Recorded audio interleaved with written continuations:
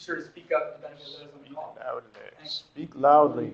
All right, speaking of Q&As, these are precious hats. They come with a question. You give a question, I don't care what the question is, you get a hat. Juan's got the first question. No question, no hat. All right, thank you for having me. I'm very happy to come back here. I was very impressed with the class here last year. I was very impressed with the new class that came in. I did a number of the early induction calls. So I made it one of my focuses to come here as a target school for future openings. To give you an idea of what sort of environment I'm in, it's a startup situation where since I was hired last August, we've brought on 60 people. So averaging a little under 10 people a month. And most of them have been technology people, largely with STEM backgrounds, but also finance, also some real estate people. So in addition to being very busy and growth-oriented, we are in the process of trying to find new space. So my job is quite fulfilling when it comes in terms to designing an environment that will hopefully have the same sort of ambiance and effectiveness as here at William & Mary. I was very impressed. In fact, I was so impressed that one of the design criteria for our new building is to be a LEED standard just like this building is. So I learned quite a bit here. I took my time here to be a student as well as somebody who worked here. So let's talk about our company here. Ooh. Pardon me. Is it me? Okay. So as Adita mentioned, we're a clean energy company, and this means a few things. First, we acquire energy resources, and then we develop projects, and then we build, own, and operate. We have an operations center in Charlottesville where we have I don't know if we have a picture, but you'll see we have a video coming in after the presentation, and you'll see a little bit of what that facility is, where we monitor all of the facilities that we're operating. This is I like to call this, even though we're talking about energy, in reality, this is an IT company. And a lot of people sort of get mixed up when I talk about this, but for a moment, I'll illustrate what I'm talking about.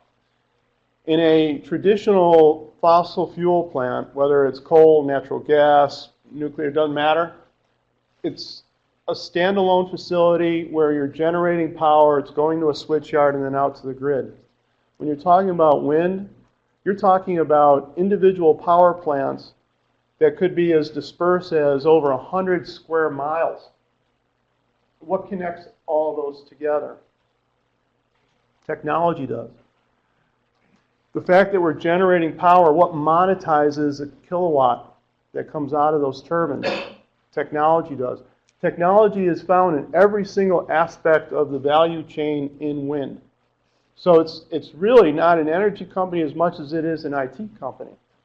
So people that have a background in IT that understand systems thinking do very well in this space.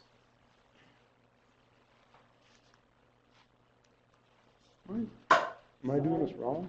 No, you're not doing it wrong. It's just one of those things. Sorry. I'll do it. So you'll see here, provide investment. So we've got a large financial group that's looking to do multi-million-dollar deals. We've got everything. When you look at anybody here in real estate, Pod? Well, a lot of our activity in terms of lease acquisition involves pretty interesting aspects of real estate, so that's a pretty good application. And when you consider how we actually build, we don't build to own and hold, we build to own and give to an off-taker. So So it really means what we're doing is the equivalent of flipping houses. That you're buying a house, you're doing whatever you want to do with the house, and you're flipping it over to a new owner. So we do the same thing with energy. We'll maintain a small piece of that ownership, and then we'll try to do the asset management activity for it as well. All of that happens under about roughly 200 people now, most of them residing in Charlottesville, Virginia.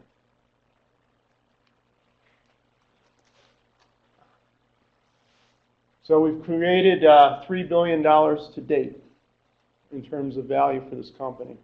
And not a lot of people have heard of Apex. Probably hasn't hit anybody's radar until, maybe even today.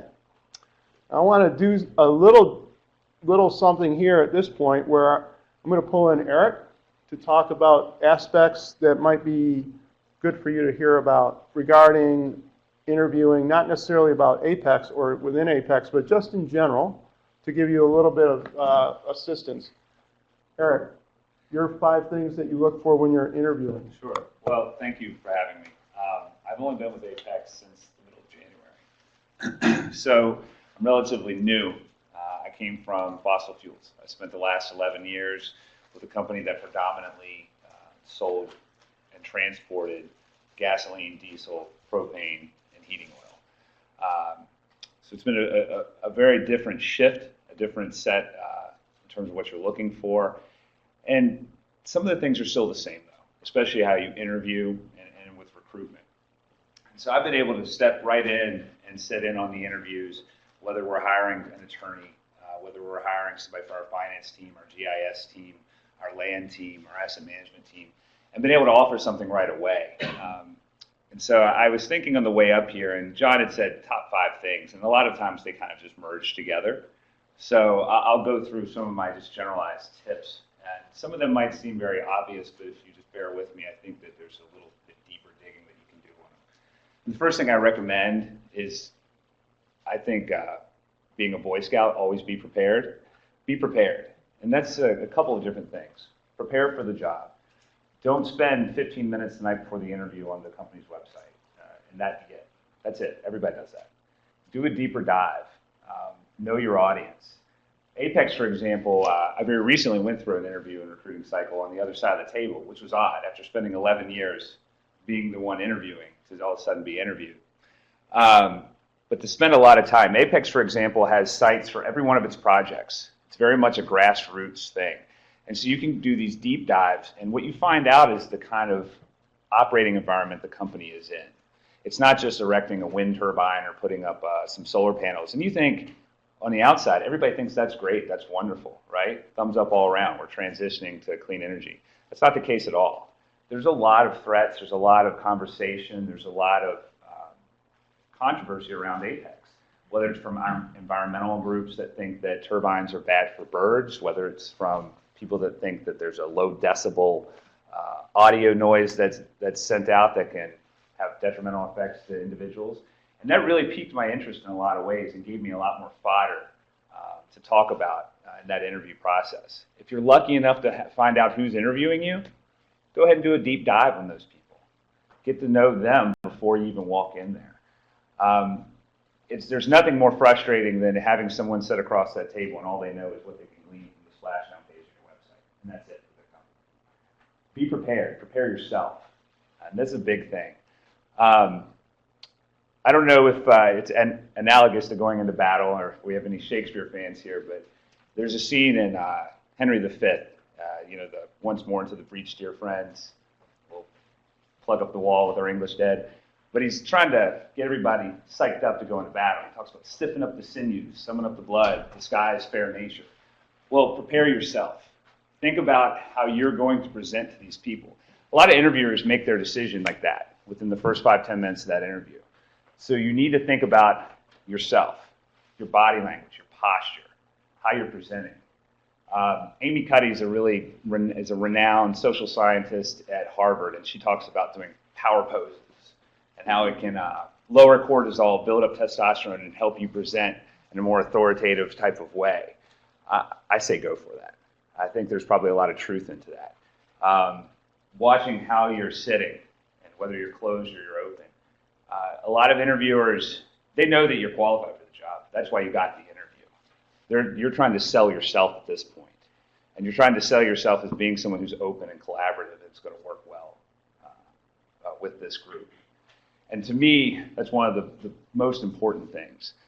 I also think you need to be prepared for everything. Not all interviewers are very good. Apex is a company that got big really fast, and so there hasn't been a really strong training regimen for some folks, especially in interviewing skills. So you might not get the best interviewer, and you need to be prepared for that. You need to be prepared for the guy who talks the whole time, and you can only get in a few words edgewise. I've already seen that a little bit in doing some panel interviews with folks. I interviewed, I think, with 6 or 7 VPs and C-suite employees before they made the offer to me. And I had one where the guy talked to me the whole time about Indians and passenger pigeon and the extinction of it.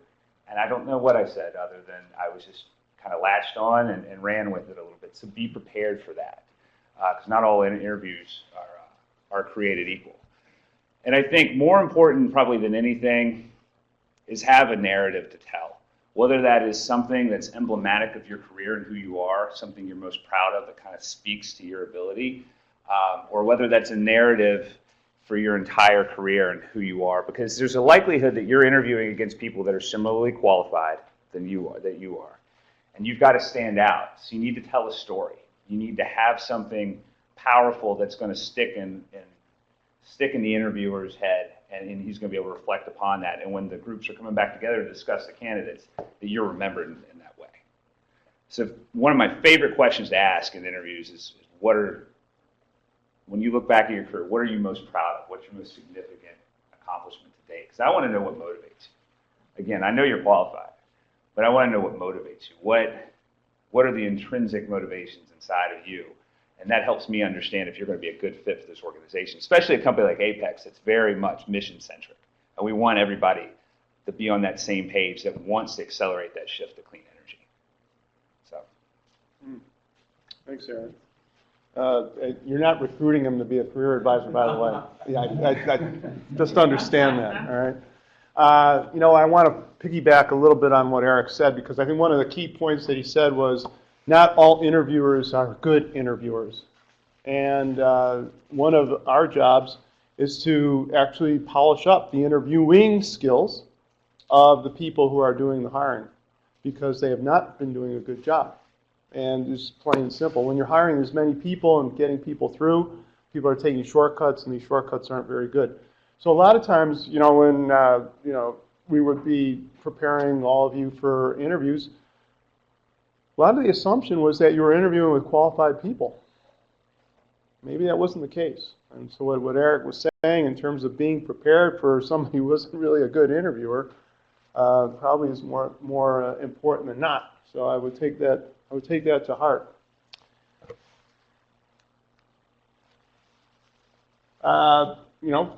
We are seeing a major shift in the overall corporate consciousness in the U.S. Companies like the ones you see here are very, very interested in being affiliated with renewable power. They don't find there's nothing that they want to do to wrap their arms around older generations, technologies of power. The reason being, many of their customers are you.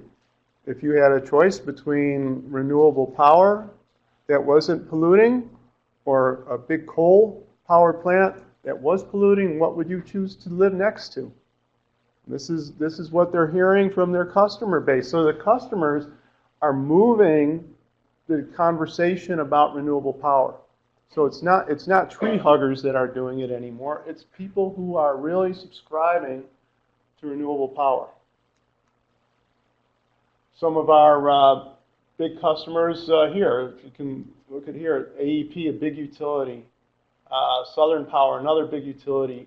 Anybody know who IKEA is? So these are our customers. They have hired us to build these nameplates in terms of power in these sort of places because they believe in this. They like the tax credits that come along with it.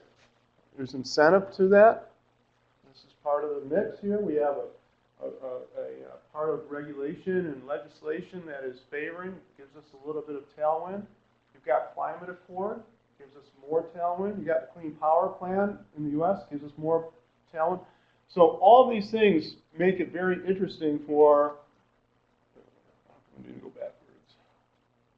I want to go back to the customer page. Yeah, it makes it very interesting for these customers to come back here. We're doing a great project over at Fort Hood. Any folks from the military here? We're doing one at Fort Hood now.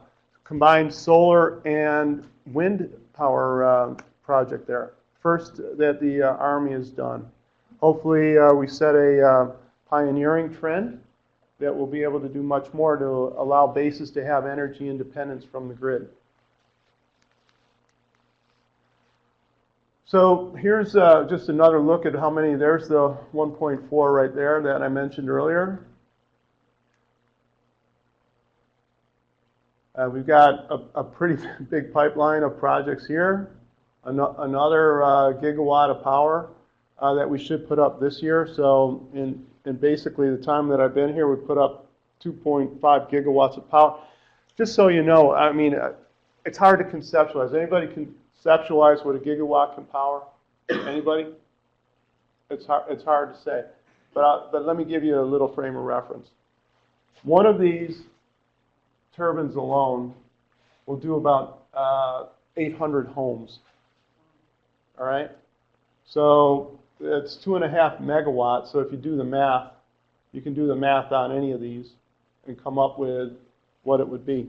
But a gigawatt is basically what the San Francisco Bay Area consumes daily.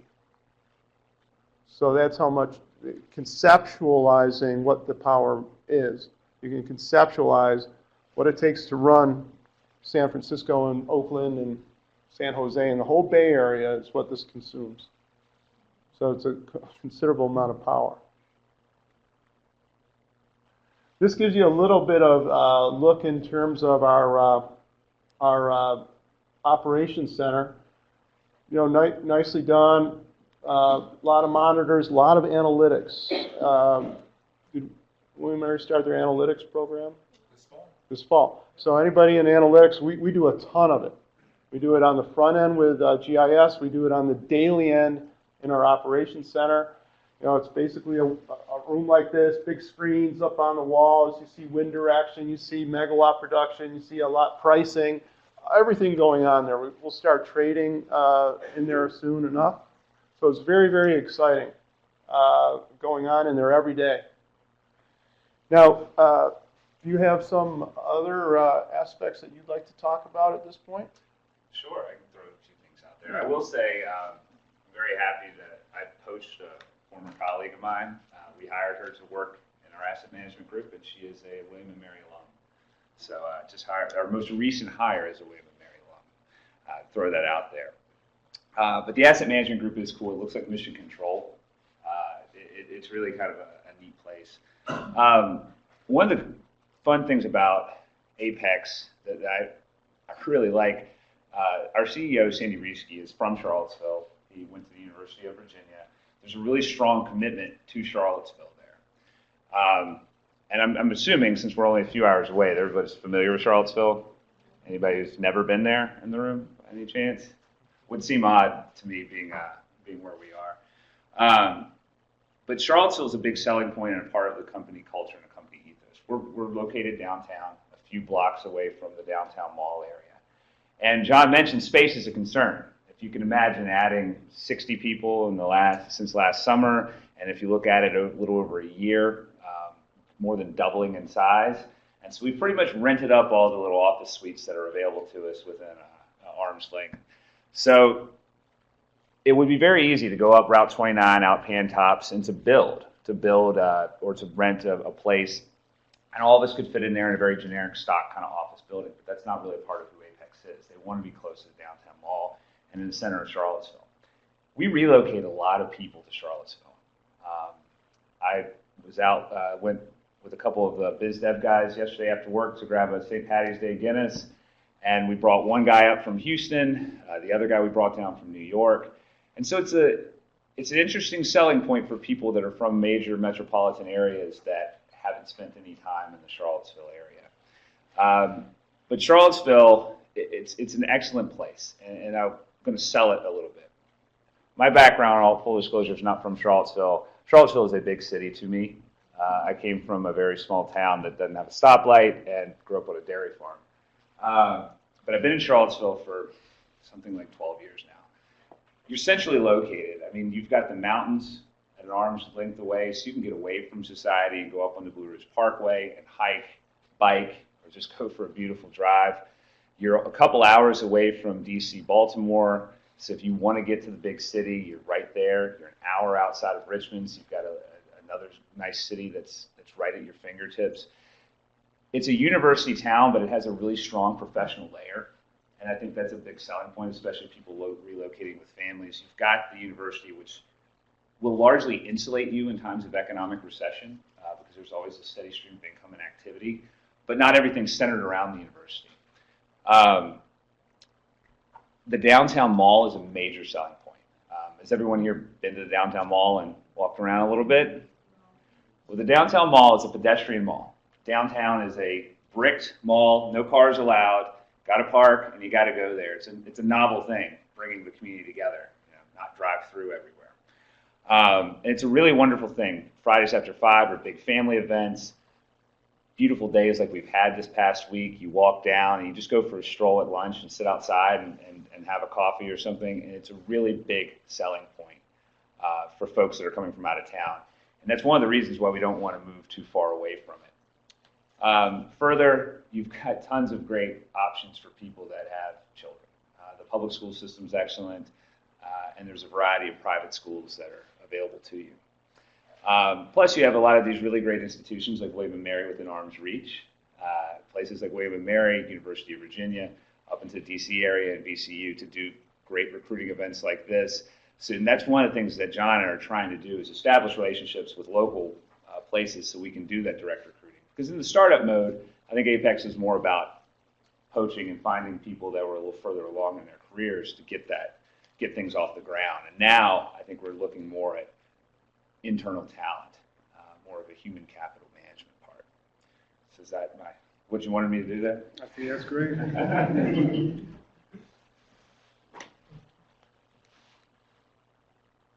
So you'll see, again, here's our major locations. The blue dots are wind projects, and you see yellow dots where they're under construction. Solar's been a little bit less of a priority for us because the scale and the scope of what we like to do is big, and you can do bigger wind at times. And all these are indicative of where we are. When you see COD, that means whether they're going to go commercial. So, for us, when we're recruiting, or even talking to our employee base, because what we want to do after spending a lot of time recruiting people is retain the folks there. So it's really key to create a culture and a climate that keeps people on board. Having what we see as a very promising pipeline in the future is key. You'll see right here at the bottom, it's about 8.5 gigawatts of power that we'll have available to us up through 2020. So it's pretty considerable.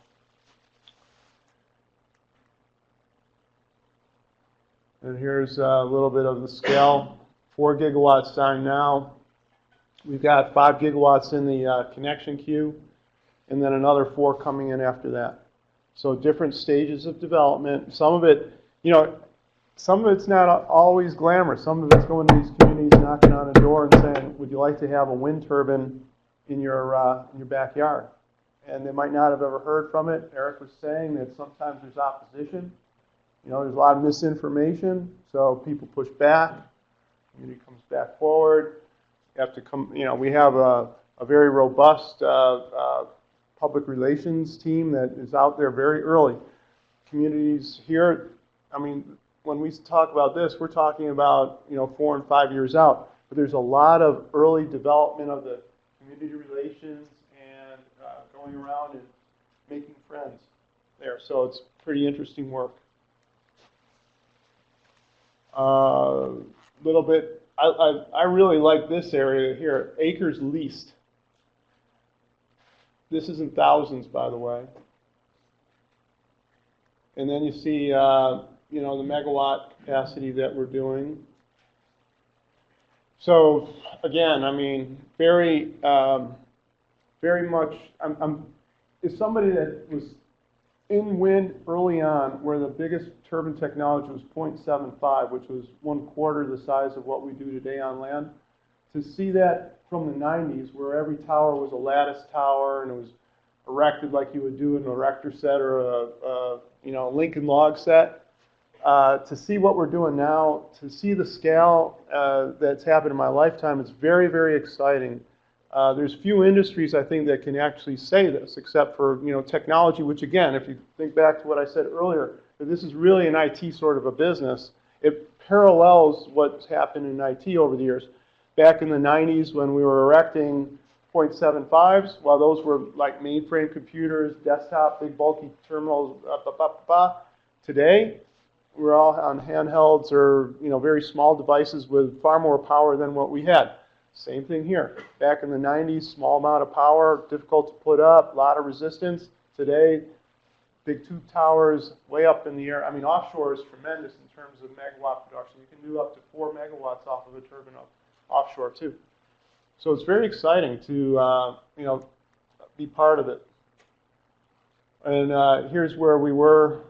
I mean, some of these folks that, these names might not be too familiar with you.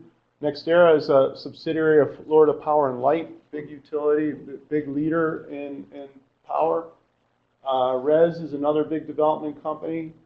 But here's where Apex was last year and what our pipeline is. A little bit of a look at the market share that we have. You can see not only has the acquisition and development grown, but as our share of the market is increased in an increasing space. So the space is smaller here, and we had 2%. Space is a little bit bigger here, and we're up to 12%. So it's been a great growth story. Let's see. Well, one of the things I'd like you to take away from this slide is this. The founder of Apex, Eric mentioned Sandy Risky. This is his third startup and a third renewable energy startup. And in each one of the startups, he's had a very simple outlook and simple philosophy. Where the herd is going that way, he wants to go that way. So he's very contrarian. You probably have studied this. I'm sure you've studied it in strategic marketing and planning. But it's a risky strategy, for sure, to go contrarian because you're laying a bet. However, it's now paid off for him 3 times. And it's one of the most successful aspects or results of contrarian strategy that I've ever seen. Because it is a high risk. You don't see that in large companies. They can't afford to take that risk. But in a smaller company, with a lot of everybody doing a lot of different things at one point, where your job description really doesn't count for anything, where your title doesn't really count for anything, but you're just pulling the same direction, the same oar to get to the same place, that's a really exciting strategy to go for. And it's been just wonderful experiencing that. So here's a bunch of acquisitions we're doing. Well, this is actually all the different acquisitions that we've done. You know, they're not large-scale acquisitions, but we do have a very aggressive acquisition team that's out there, and this is what creates the portfolio. So there's 2 types of development that goes on. One is portfolios that have been started by other companies, but because they run out of money, they can't go any further, then we'll come in and we'll buy it and take it further. And then there's others that are really greenfield that, you know, our GIS people say, hey, this is a good wind area. This is great topography to put up stuff. And then we'll start knocking doors. To date, most of the megawatts that we put up have been through acquisition.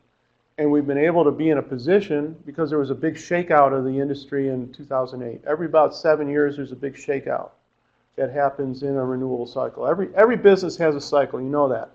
So in power, it's about a 7-year cycle, whether it's been natural gas or renewables.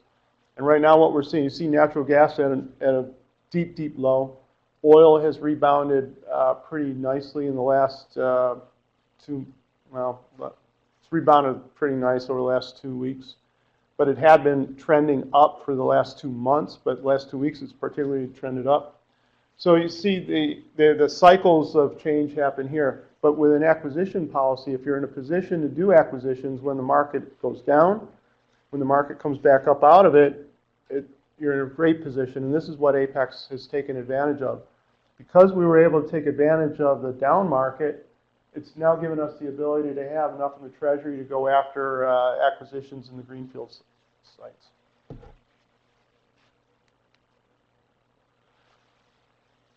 And this is talking about various. These are our system operators. This is up in New York. This is in the Midwest. This is in the middle of the country, kind of northern Texas, Oklahoma, Kansas. ERCOT's the rest of Texas. So you can see that there's growth all over that sort of like wind breadbasket of the country.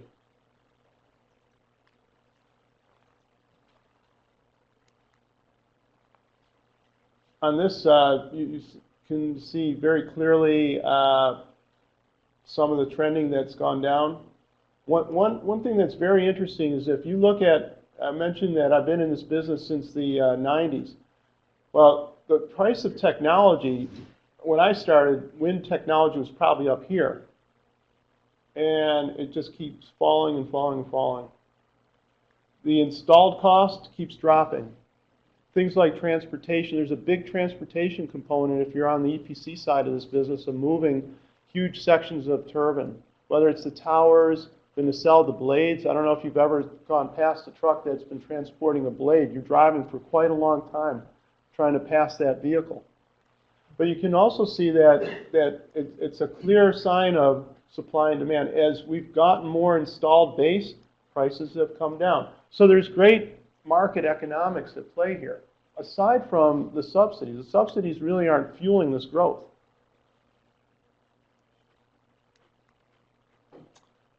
And this might be the last slide, I think, is you can see here what the potential is on how many different things that we're affecting positively. The cost is going down. The cost of capital has been down. Consumers, they want to be more green than they want to be with traditional technologies. You're seeing a major change happening around electric cars, not just with the Teslas of the world, but as the Tesla technology migrates into other vehicles, you're going to see more and more electric vehicles being on the fleet and replacing combustion vehicles. Carbon and regulations, nuclear retirements. To retrofit a nuclear power plant is impossible today. The cost is prohibitive. In the state of Connecticut, up through Vermont, they've had to retire because foundation cracks have come into the nuclear power plants. They're all located on rivers. They're starting to see leakage. Not anything detrimental to humans, but it was a bad sign. So they can't repair them. The state of the economy, if that was the next one. Well, whatever. You saw it. And so basically we're seeing a lot of very positive aspects within the business, within the market, that's given this business a lot of tailwind. And that's why, frankly, we've been able to grow as much as we've grown and as rapidly as we've grown. So? Well, John asked me to give maybe some insight into what it's like transitioning from a fossil fuels organization to a renewable one. And I will say straight up, I was very happy where I was. I was there for 11 years. I worked at what was Wachovia Bank right after my undergrad, and that led to my position at Tiger, and I'd stayed there and worked my way up and enjoyed it, enjoyed the people I worked for.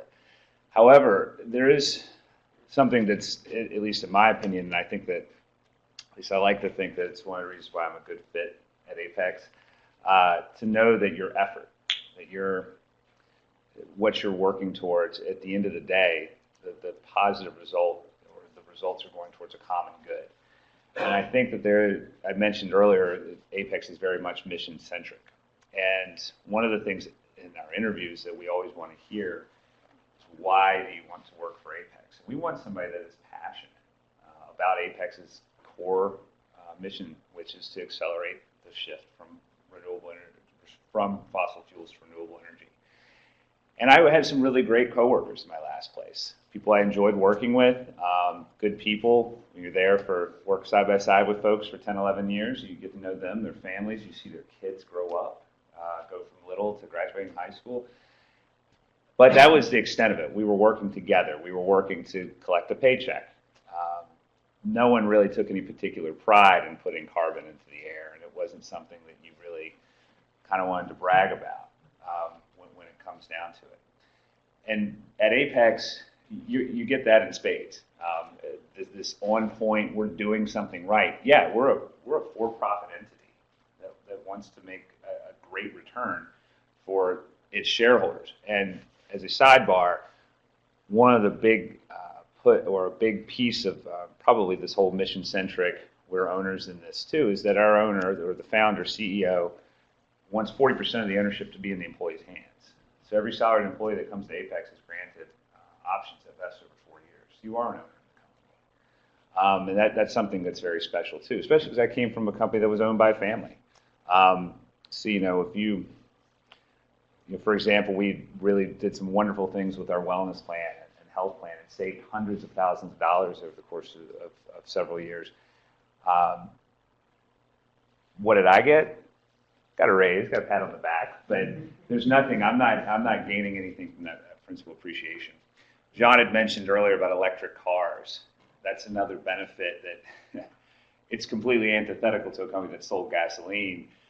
But at Apex, plug-in electric cars are eligible. Employees are eligible for up to a $4,000 credit for an all-electric car that you can get as a further incentive on top of federal tax incentives there. And that drives it. That's something very special that you don't see at fossil fuels-based companies. And before we end up closing, one of the things I think is really great about Apex, or really kind of unique, is this full life cycle of these projects. And it's been touched on, but I don't know if it's been all brought together in one more concise paragraph. The greenfields, from going out from the GIS, going out and saying this is a place that has the potential for utility scale power generation because of the wind. Then having our environmental analysis team. We employ a wildlife biologist, environmental permitting managers, to go out and make sure that there aren't, it's not somewhere where there's an endangered species, or there could be some reason there'd be a lot of bird strikes or something along those lines. To our public affairs and development team, who are boots on the ground. And our public affairs team, they call it public affairs, not public relations, and we're actually starting a regulatory affairs team to deal with that element of it. They very much are grassroots, campaigning, getting out there and kissing babies, shaking hands, town hall meetings to bring people in. And our developers are working with landowners to make sure that there's an appetite for this. And when Apex, thinking about the shift of coming from a company that sold gas to gas stations, propane to heating customers throughout the state of Virginia, heating oil, very much a customer service-based industry. Well, Apex is a customer service-based industry too. These landowners are important pieces of this. Some of them get to maintain their farms. And the ones that are lucky enough to have a turbine on it are collecting a royalty check, keeping their family farms going. Someone who comes from a small family farm, it's a very near and dear to my heart. And when we were building, as you move east, as I've found out, landowners are more fickle, more suspect. and there's simply more of them. Parcels are smaller. We were doing a big development in New York State and had done some town halls and some meet and greets. Some of the landowners, a group of them, had done a deep dive into Apex and found out where we had built our Houston plant. That's the wind power that IKEA bought. And they called up our landowners, called them up, asked them what it was like to work with us, what it was like to work with our construction teams. Are you getting your lease checks on time? Are you getting your royalty checks? Are they trying to, are they treating you fairly and honestly? That's a customer referral right there. And it's not, you don't think of us as selling a product that you can, a Chick-fil-A that, I got a bad chicken sandwich, I'm not going back. So that's very important too. And I think to me, it reassures us we're doing the right things. We're not just out here throwing up turbines and putting up power and a lot of fluff, a lot of pomp and circumstance. We're living it. And that's a big difference from where I was. I don't think that in my former place of employment, outside of the family that owned it, there was a big rah-rah sense of what we were all doing. So that's my 2 cents on that. Oh, that's great. You want to show the video? Well, show a video to give you a better sense of all these, what these numbers are all about. A little bit, give you an idea, and then we'll take some questions.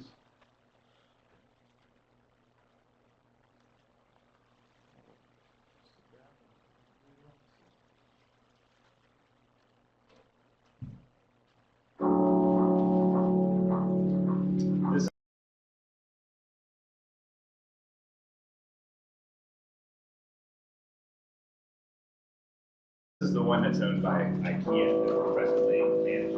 By the way, Eric spoke about half of the people. This was actually done by one of our operators.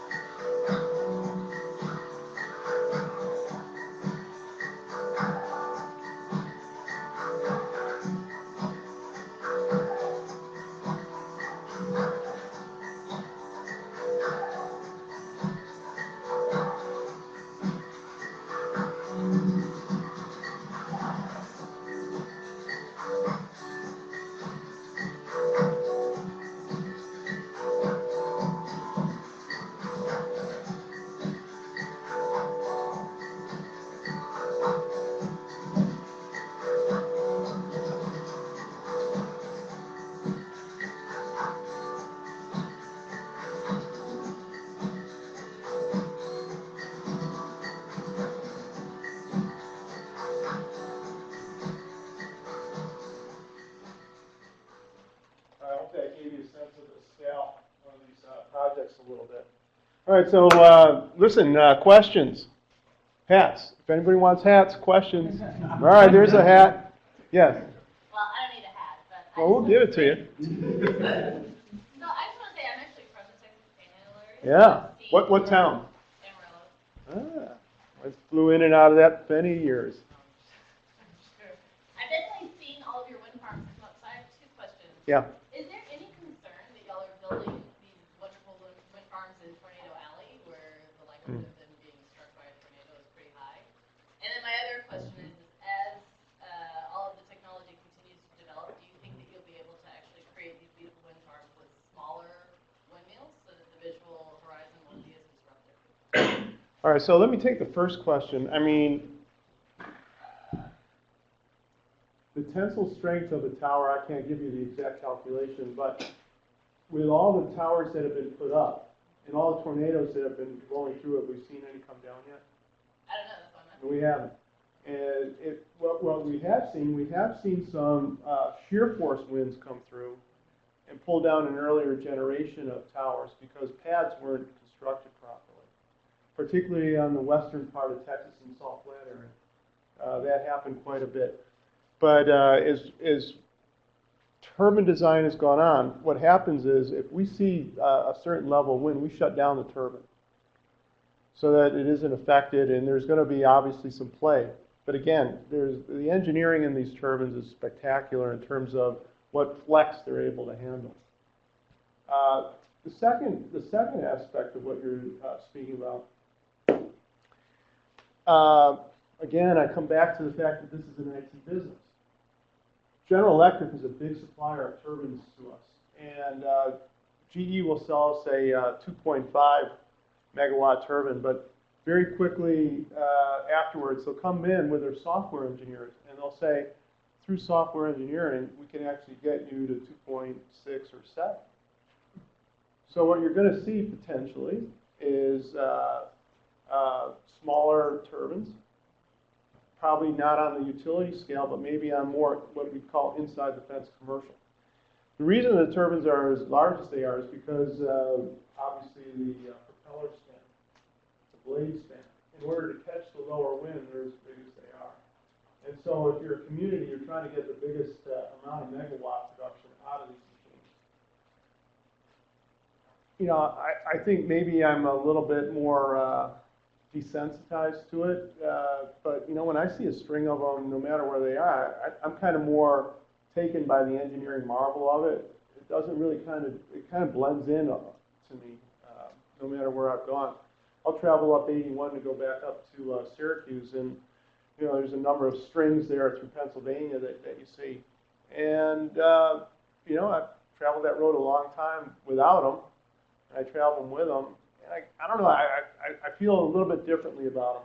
And not because I've been in the industry, because I've been in all aspects of power, but they don't seem to disturb me.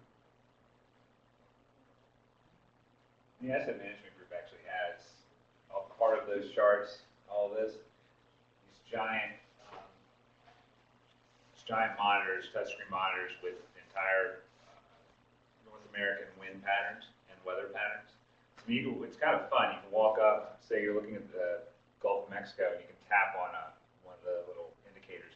It's a cloud-to-cloud lightning strike. So every lightning strike, whether it's cloud-to-cloud, cloud-to-ground, the wind speeds at any given time is available to you in real time. And if there's a lightning strike within, I think, a 60-mile radius of the turbine, they shut it down. Once wind speeds hit a certain point, they shut it down. And our operators have the ability in a wind farm to shut down a single turbine, or to power it down so it spins less. Now, visually, that's going to be person to person. Yeah. No, again, and all that technology is relatively new. That's 15-year-old technology. The lightning detection systems, state of the art is from a company named Schneider, and didn't exist 15 years ago. Without the ability to detect lightning as far out as 60 miles, you really wouldn't feel secure putting somebody up into the air for, 90 meters up. Question? Could you ask, what is the biggest challenge you guys face locking in customers or convincing a customer to convert into wind energy to clean energy in general? What would be the biggest challenge convincing them? Well, you saw the pipeline that we have. We're not having a hard time. Okay. Cost of capital is low. Willingness to participate in the market is high. You know, obviously there's got to be some constraints into the business. I think some of the constraints have to do more with people. You know, do we have enough people to close deals? Is probably our biggest constraint in the business right now. The regulatory environment is a big part of it. Regulatory is changing for sure. Yeah, for sure. Anytime when I was researching Apex before I came in, you could go on your Facebook and type in Apex. Apex doesn't maintain a Facebook page, but there's a lot of discussion around some of the Apex projects.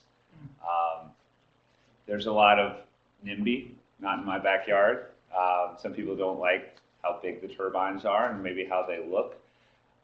There's a resistance from the fossil fuel industry. Interestingly enough, some of the, let's call it these environmental groups that are concerned about bird strikes or something to that effect, or the flicker and that are funded by the fossil fuel industry, because you would smell something kind of off about it if they just came out themselves and said, no, the wind is bad, it gives you headaches because of the flicker or the low decibel noise. But if it's a nonprofit group saying it, no, they must have our interests at heart. So I think that the regulatory environment, which is largely state by state, we're actually forming a new regulatory affairs department to handle that. We have lobbyists on the ground that we employ to kind of help some of our interests and to drive that, especially in traditional coal states, places like Ohio that have a lot of coal plants and have a strong interest there. I think that's one of the biggest threats, truthfully, in my limited time at Apex. So we talked a lot about wind. You have the solar aspect as well. Is that a growing portion of the business, or are you investigating other types of renewable energy besides wind? Yeah, it is a growing part of the business. We haven't really participated too much in it because of the scale. The founder of Apex, Sandy, I mentioned he started 3 different businesses. And one of the businesses that he continues to have a solid investment in, and sits on the board, is with a company called Columbia Power. They make wave technology. So yeah, I mean, if it's renewable, typically we're going to be looking at it.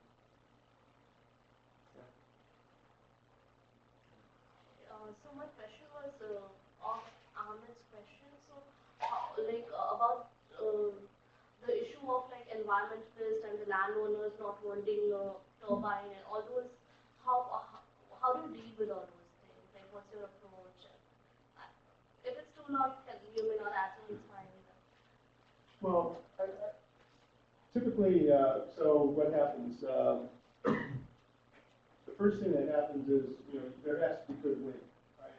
So walk you through some of the development process. There's, it's like trying to find water for building a community. You're trying to find where the good wind is.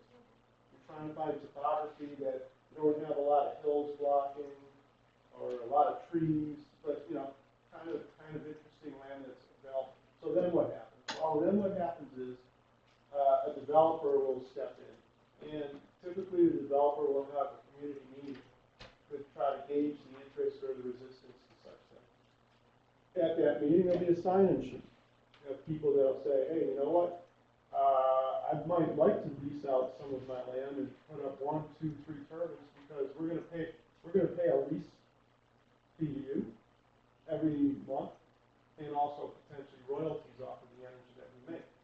So for a lot of farmers, the land is sitting idle, or their animals, if they're cattle farmers, they don't care that they're making money while they sleep. And so we're not twisting anybody's arm in that particular wind area, but they have economic inducement to choose our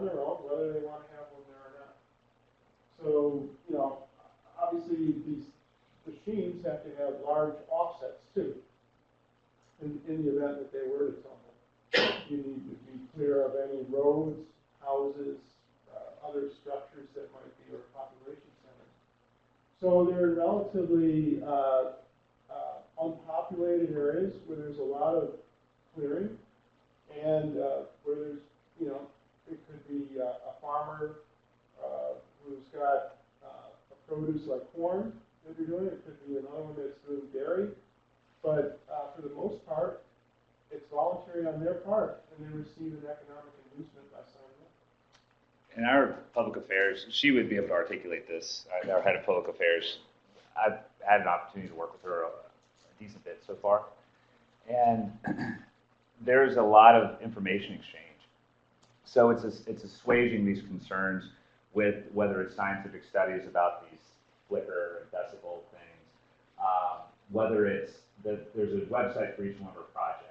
And one of our public affairs staff is constantly linking articles, constantly scouring opposition pages for any relevant content that might be a legitimate concern that we should address and open up out there. These town hall meetings and engaging in very much a grassroots side, getting sign-up sheets, building email lists, and building potential customer and stakeholder lists, and communicating with them constantly, and trying to be as transparent about what we're doing, and helping them feel reassured. And like I said before, when landowners call landowners, when you now start having references, I guess you call them, that you do what you say you're going to do, it starts to build on itself a little bit. The regulatory, like I said, lobbying groups, we're building a regulatory affairs department. I just hired a gentleman in Ohio, he used to work as the Secretary of Energy in Oklahoma, to establish contacts, to make influence, to give us connections to some of the decision makers. Yes, ma'am. Thank you guys for coming today to speak with us. I had a question about what type of projects, specifically offshore, that Apex is pursuing. No. I think whatever Apex, I think initially was focusing on going offshore. Capital investments are prohibitive. It's not that it won't come back to that at some point in the future, but right now we're not pursuing anything offshore. Hi. So in terms of the business model, how does it happen? Like, do you first, you are actually working with big names. So how does it happen? Do you first get a project or an initiation from their side, and then you go on an upscale project, or do you already have your projects lined up, and then you contact the big names? How does it happen? And this is one question. The other question is, how much is a company paying to Apex for the cost of energy vis-a-vis they would have done on a normal scale? So is a company actually paying more for this form of energy or not? Well, I don't know if I can answer that because some of that's proprietary.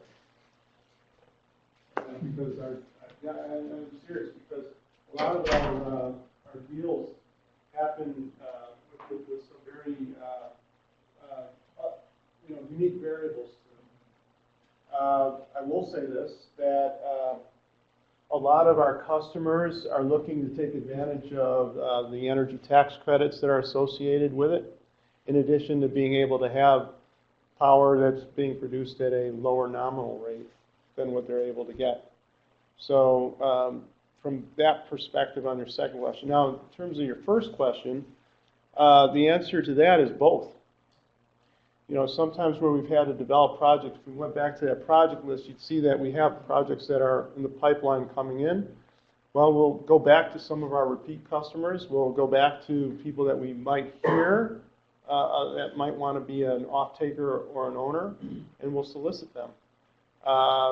Or customers now are coming to us saying, hey, what do you have available to add to our portfolio, or we'd like to get into green energy. Do you have a project for us? So it's working both ways. Yeah. I work for General Electric Power Systems. I have two questions. What's the average length of a turbo or a generator head lifespan? And then the second one is, has Apex gotten involved in any of these eminent domain fights teach range or like a pass or consistent range or anything like that? Well, let me answer the first one. All of our projects are based on a 25-year performance. So during that time period, what will be replaced? There'll be at least one swap out of a generator. Depending on what regime they're in, there might be some blade replacements. The tower is not expected to be replaced. Anything to do with the collection system should not be replaced. But what you have is gearboxes probably 2 times in the life of 25 years, possibly to be replaced. So there is replacement in there, for sure. It's not designed to be, well, let me say this. In my last company, because I was there for over 8 years, with GE Technology, we started seeing breakdowns in our higher wind regimes in the Panhandle up in Hoover, Texas, 2 hours to the north of there. We started seeing replacements at 4 years, but they were running at a pace that we expected it to be about 6 years. So if you look at 6 years, 6 or 7, with a lot of replacement activity, that's where the costs are. Now, in terms of the eminent domain activity, I haven't heard of any. We did have a little bit of, in my last company, between 2 competing wind farms, but believe that our wind farm was somewhat creating a dissonance in terms of the wind that was affecting another wind farm. It wasn't the case. They just had sited some of their turbines in a place that really wasn't receiving the benefit of the wind. But there was a legal battle in regards to that, and a lot of science involved. But I haven't heard of anything else. I don't know. Have you heard of anything? I have not. It's been with some public, but mostly private landowners, and all voluntary. No strong arm. So you see a lot in the solar energy, especially recently. They've been, solar energy companies have been like moving towards the residential market, more than businesses. And with the powering capacity of wind energy, have you guys, or is it part of the plan in the future to move into the residential market? No. We're just not set up to do that. It's not, you think about the people that are going to be, it's a legion of salespeople going out there, and there's no appetite to do that, really.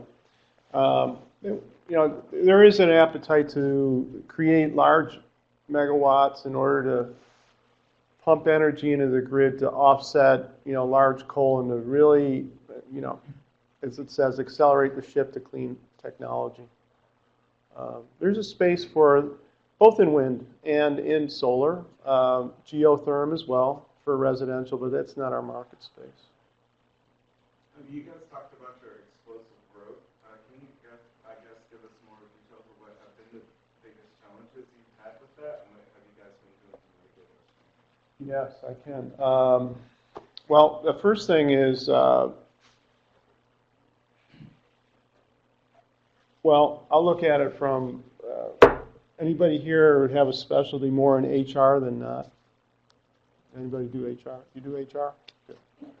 Like this too. All right, so our biggest challenge has been a combination of finding the right people to do the right things. What do I mean by that? There have been a lot of people in the organization, because of how it's grown, that came in as an individual contributor, but because it grew so fast, suddenly they became a manager. And they weren't prepared to be a manager. They don't know anything to do with management. And suddenly, instead of managing 2 or 3 people, they're managing 12, 15, 20 people. And they're not trained to do it. So the company kind of perked along for a number of years before they hired me. And one of the things I did was I did a gap analysis about what, in fact, was present or not present from a very traditional point of view in terms of good human resource practice. We have large gaps. We have large gaps in the way that we have administration happening. We have big gaps in policies and procedures. We have big gaps in compliance. We have big gaps in, we don't have a compensation plan. We have big gaps in the way benefits are administered. You can take any aspect of the business and you're going to see a big gap, which is why I hired Eric, to close the gaps. Secondarily, none of this was surprising when I came on board. You know, I should say, I left a very nice situation here. That was, you know, I liked it here. I really did. I was very fulfilled being here. I'm working much harder in this environment than I was working here, too. I'm actually being rewarded a little bit better, but even if I wasn't being rewarded better, you know, it isn't equal to the work, let me tell you. But the reality is, it's where a company like this in its business cycle ought to be. You know, there's a organizational design process that, you know, you look at startups in their business cycle. You know, what are they doing? They're always storming. They're hiring people. They're trying to form, right? And then you have to go, before you form, you have to then norm all your behaviors. And then you start to get to performance. And just as you're getting to performance, something happens in the marketplace or the business cycle disrupt it, and you either go forward or you go into another direction. When you're in a startup mode, you're constantly in the storming the forming mode. Storming the forming, storming the forming. What I'm doing is trying to freeze aspects of the business so we go from a cycle of doing this to starting to norm some of the procedures in the businesses. So this has been the issue with growth. It's wonderful, except that it also becomes, I'll say, less of a return on the overall investment until you get the right people doing the right thing. When you have managers who really want to be managers, not because they were just assigned or they happened to be there when the time for a management position came up, but are really skilled at doing it. So we're doing training, we're doing development, we're having to go through some remedial activities with some people, and some things more sophisticated with the executive group. So all this is more, you know, it has nothing, you know, capital, sure. Capital is a constraint at sometimes. But, you know, we keep doing projects, flipping projects, money comes in, money goes out. So capitalization has not been the problem here. It's really been, it's front and center, it's people. You know, getting folks to be able to understand their roles, how they're going to behave with each other, and basically deliver where they can then feel a reward. Our reward systems are not sophisticated enough for the amount of contribution that's going out there now. So we have to build and develop that as well.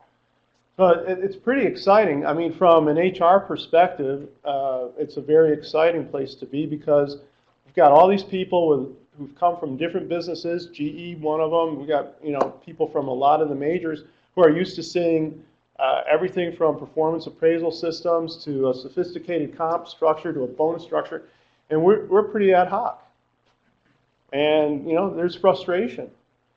So we offset this frustration by, I think, tremendous communication on a very intimate and personal level. I'll give you a great example.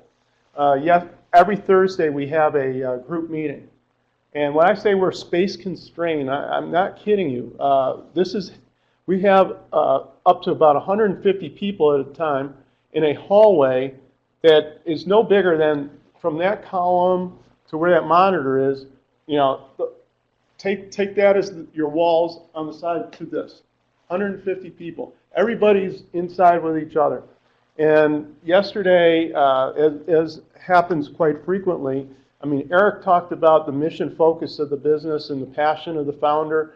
You know, you see this intimately in the size of a business, where the CEO came up and he introduced his brother. His brother is a CEO of a company that does HIV testing in Sweden. He's been gone for almost 20 years, living in Sweden. And he started telling a story of how in one of the businesses that he had started, times had gotten tough. So tough that he had to sell his car. I know that he sold other things besides his car in order to fund payroll. You know, it's startups. This is what happens, right? So he's selling off his assets and wondering if he's going to see the next payroll. And his brother calls and he's telling his brother, hey, you know, I don't know if we're going to make it. And his brother, older brother, says, hey, you got to hang in there, you know. And he, just hearing his voice was able to give him the reinforcement. Very emotional, right? He's emotional about it. He's personal about it. This is what you get. You know, I've met Jeff Immelt a couple times at G-Train. You know, maybe Jeff is that way with his small group of employees, but this CEO is with all the employees, and it's a big difference, right? So when you feel that sort of thing, yeah, you start to say, yeah, you know what, I didn't get my performance appraisal, but you know, I get to know who the owner of the company is. I get to feel his passion about what he's doing, and I get to feel really good about what I do at night. And it's kind of an offset while we build the structures that are necessary in order to kind of parallel everything. So, I mean, it's a great question, and it should be a case study in many situations, because a lot of startups, you know, have like up plateau, up plateau, up plateau. This has been like that, and as a result of that, it's like can't do this stuff fast enough to get a good HRIS system to track things, a good way to make sure all the stock arrangements are executed properly. Can't do this fast enough. We've got time for one more question. Last question is more from a selfish point of view. Do you guys sponsor international students for a visa? I'm actually working, we're lucky enough to share a building with McGuire Woods, and they have an excellent immigration attorney. I'm actually working on 4 right now. So yes, we have some really brilliant guys. I mean, you talk about that whole life cycle, the guys that are designing this transmission interconnection, how stuff feeds back into the grid goes way beyond my capabilities. But I think one thing about your question is really great is as you guys are interviewing and entering the working world and looking at these companies, suss that out. Where are they? Are they a mature organization? Are they in the startup plateau, or are they to the wall? And if they are, know what to expect when you go into that. Understand what place in the cycle that the business you're considering taking an offer from is in. Good. Go ahead. What internship opportunities and full-time opportunities are you particularly I'm glad you raised Yeah. That was where we're going to end with. Sure. I stole your thunder. Sure. No, fine. I got it. No. The intern programs is going to be smaller than what we want because of our space constraints. So instead of having a lot of interns, we're going to have a smaller group of interns, making it a little bit more competitive. We've already gotten the legal interns in place, but land, GIS, finance for the right kind of candidates, and probably development and biz dev are both going to grab a couple. And now you can go to the website and see all the other full-time opportunities that we have available right now. We got a sheet. I think we might have closed 1 or 2 off of that. We're recruiting pretty aggressively. Some of them are more specialized positions. Some of them are more geared to people coming out of an MBA program. A lot of our business development associates start in that way. And it might factor in some of your other professional background experience and so on. So, but the website, and John's saying about building this thing, hiring was sort of the Wild West before. So we're taking the reins back to keep that as accurate, up to date, and as communicative as possible with the folks that are taking that time to apply with us. Sure, absolutely.